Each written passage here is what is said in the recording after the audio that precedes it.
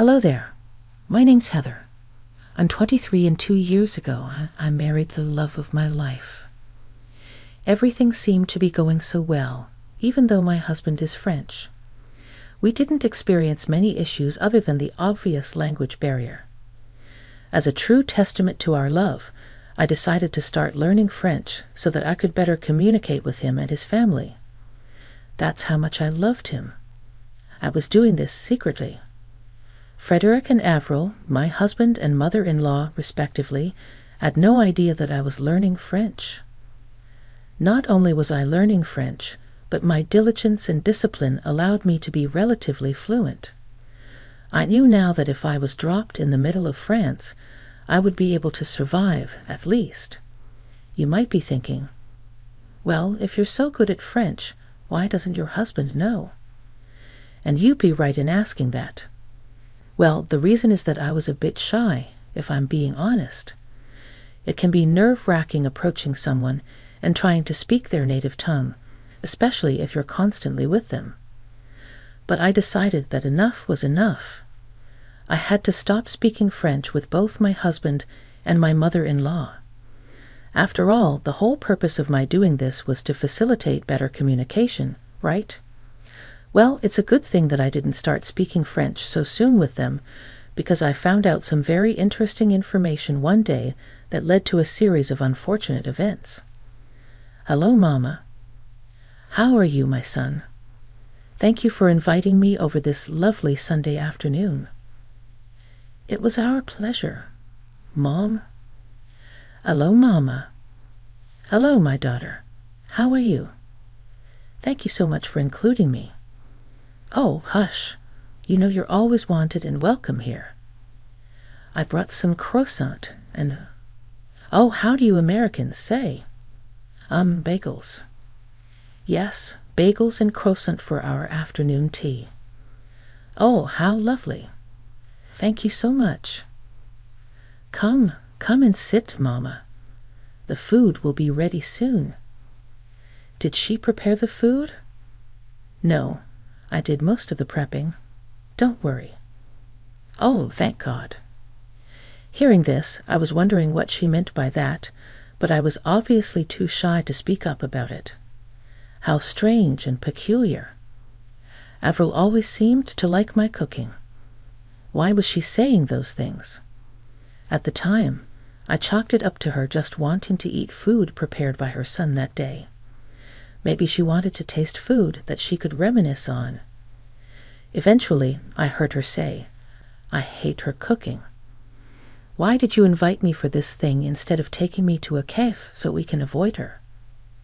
Mom, we agreed to speak in English so that Heather doesn't feel left out, remember? Oh, forgive me, my sweet daughter. I was just saying that the food looks so good. I was surprised to learn that it was my son who made the food. Oh, I wish it was you who made it. I love your cooking. At this point, I was getting confused. How could she say those awful things in French and then lie to my face in English? I thought that I must have been mistranslating, but I had a plan to reaffirm what I was thinking. Oh, please don't worry. You should never feel ashamed to speak your native tongue. Please go right ahead. I'll be fine. I wanted to catch what she was saying by recording her on the Google Translate app, just to make sure that I knew what she was saying, because at this point, I was thinking that I was wrongly translating what she was saying. We all sat at the table getting ready to eat, and what would come next shook me to the core. I want us to discuss our plan. The time is approaching. It's literally tomorrow. Frederick, you have to be serious. The app, in addition to my French knowledge, confirmed that there was some plan going on. But what? Mama, not now, I said. I would handle it. What are you going to tell her, Heather? Darling, please pass me the sugar, she said. She doesn't know anything about the plan. I was just going to tell her that I would be out of town. Out of town? What for? What was going on? I was so confused. I think they assumed that I wasn't paying attention, I thought. and they took this as a way for them to be less discreet with their true feelings, which was good for me, as I was learning everybody's true colors. "She's not too smart," one of them remarked. Look at her glued to her phone. "We can talk about this now. Okay, Mama?" "Fine," Mama replied. "What do you want to discuss?"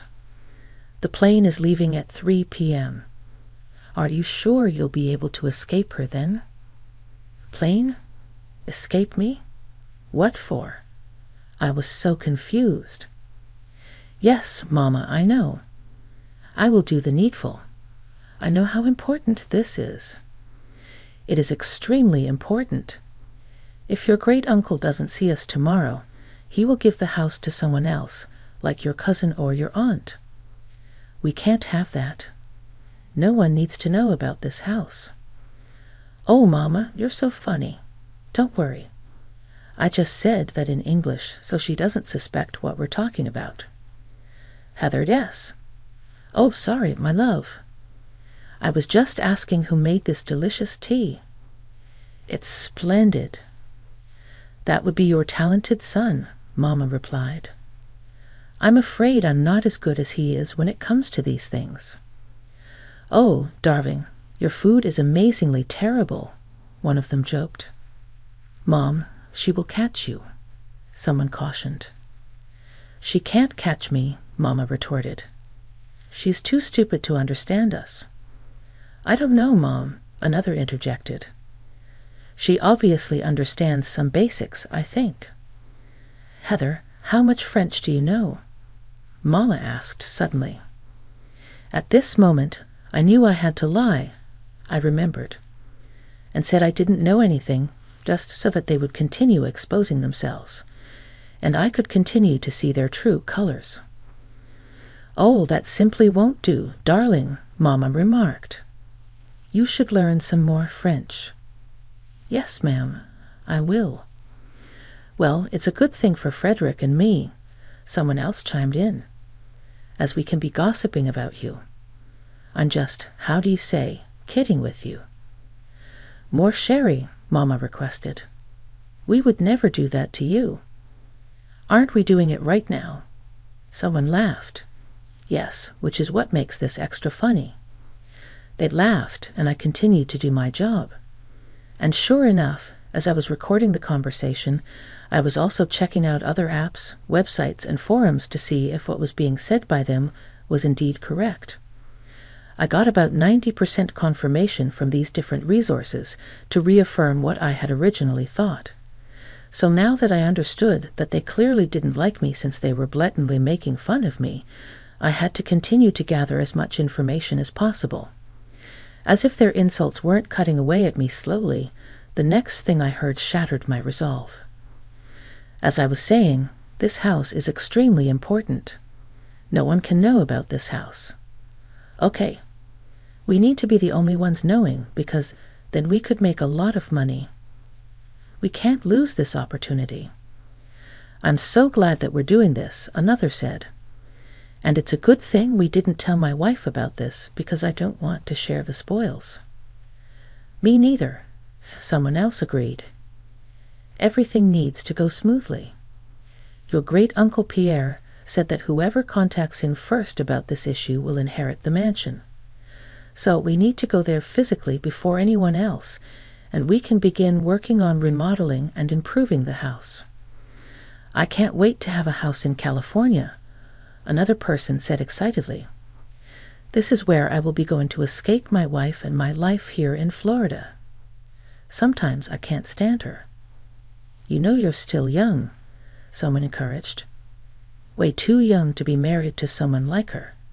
Anyways, come and live with me in California. You can enjoy yourself and your youth with women and booze.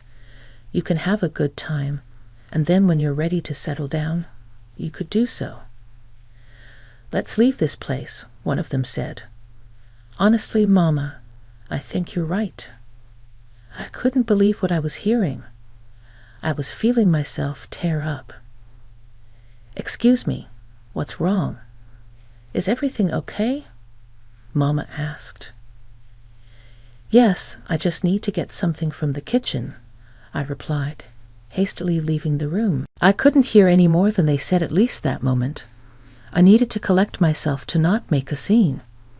But how could they say those awful things with me right there in the room with them?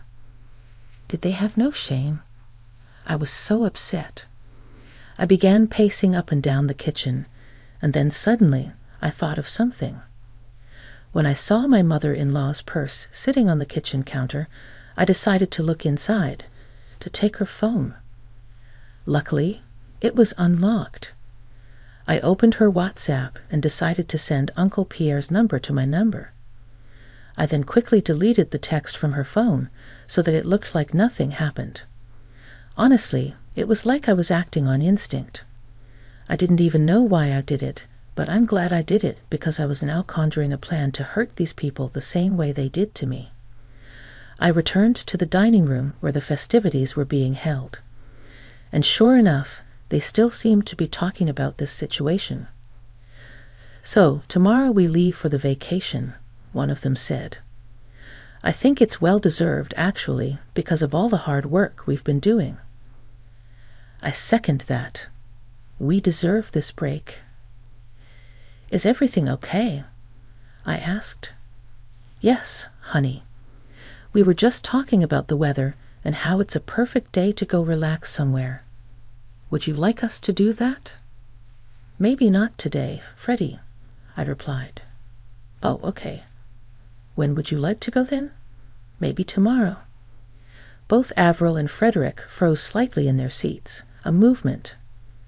I was actively looking out for their reaction. Had I not known their plans, I probably wouldn't have noticed it. "I don't think tomorrow would be possible," I said. I asked Freddie to help me with some things around the house. "Oh, what things?" Avril inquired. Why is she asking so many questions? I thought. Just to move things around," I replied. "I can help also if you like," Avril offered. "There won't be necessary," Freddie interjected. "See how nosy she is being. I don't like it one bit. You see why you have to leave this place," Mama commented. "Don't worry, Mama. I've got this handled," I assured her. I still managed to maintain a smile despite knowing what they were saying. I relied on the delayed gratification that was about to come to satiate my desire for revenge. I was still recording the conversations they were having right until the very end, just so that I could review it and really squeeze out as many details as possible. As I mentioned before, my French was getting really good, but I still wanted to make sure that I got the right information. That night, I snuck away from the bedroom to go to the office to do some further investigating.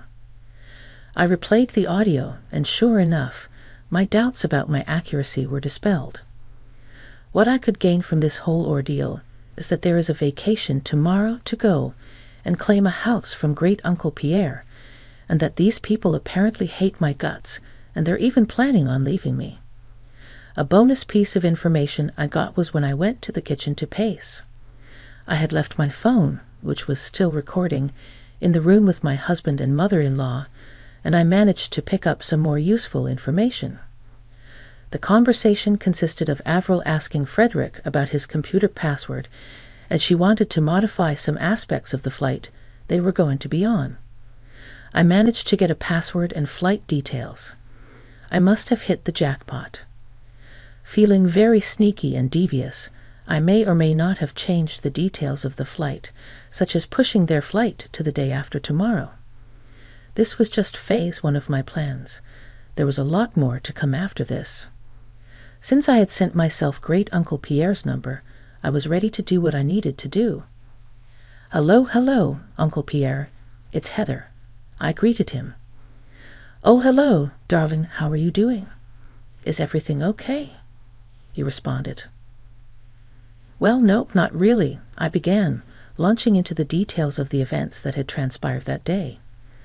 I even sent him the audio recording of what happened as proof, because without it, I doubt he would have believed me. We cut the call so that he could listen to the voice recordings, and we reconvened soon after he had finished listening to everything. Wow, I don't even know what to say. How could Avril do this? And Frederick? They were all such sweet and innocent people when they were younger. How could they do this to you? To me? Uncle Pierre exclaimed. I know, it's a lot to take in. It was shocking to me too, I replied. You have indeed improved your French. Well done. Thanks, Pierre. But now that we know this, what do we do? I inquired. Well, obviously they're not going to get the house. That's a fact. After hearing all of this, there is no way that I would bestow such a lavish and honorable gift to people who are planning on decimating the place with their evilness and foolishness, Uncle Pierre declared. Okay, I get you. It's your house, and you have every right to do what you please with it. I agreed. Surely I do. From now onwards, I will be ignoring their calls. Let's see how they'd feel about that. Thanks once again for bringing this to my attention. You are a good and kind-hearted person, Heather. Please don't let the ugliness of this world change that, Uncle Pierre advised. Thank you for your time and willingness to hear me out. Hearing what you heard today couldn't have been easy. I applaud you for your stoicism and strength. Please take care of yourself, Uncle Pierre, I said gratefully. You too, love. Good night. Uncle Pierre bid me farewell. And with that, I knew that I secured both Avril and Frederick's demise, and now that the dominoes were all set in place. I just had to wait for the right moment to tip the first one and watch the rest fall into place. When I got back to the bedroom, Frederick was still fast asleep. It pained me to know that my husband, whom I loved very dearly, would treat me this way. I didn't know he felt all those feelings, and perhaps if we talked about these things, we could have found a compromise solution. But alas, he decided to go through the evil route. I got his phone and removed his alarm. Without it, he would surely sleep forever, and that's precisely what he did. I packed my belongings and decided to go to a hotel for the night. I could no longer stay in the house with someone like that. The next day, absolute chaos ensued. I am sure that Fred woke up to 100 missed calls from his mother, and he must have frantically been moving up and down, trying to pack because he stupidly hadn't packed the day before, and get to the airport. I suspect all of this because I received a call from him at 2 p.m. How? Where the hell are you? Why didn't my alarm go off, and why aren't you here? He demanded. Oh, I decided to take a little vacation day for myself, I replied casually. Oh, that's nice. A little heads up would have been appreciated, though, he said. Yeah, likewise, Freddie, I retorted. What? What do you mean? Anyways, that doesn't matter. I'm running late for my flight. I mean, my meeting with Mom. Why are you in such a hurry? I'm sure she wouldn't mind you being a little bit late, I suggested. You don't understand. Anyways, it's fine. I won't be home tonight, and tomorrow night. I've got a lot I need to do. See you later, he hurriedly said before hanging up.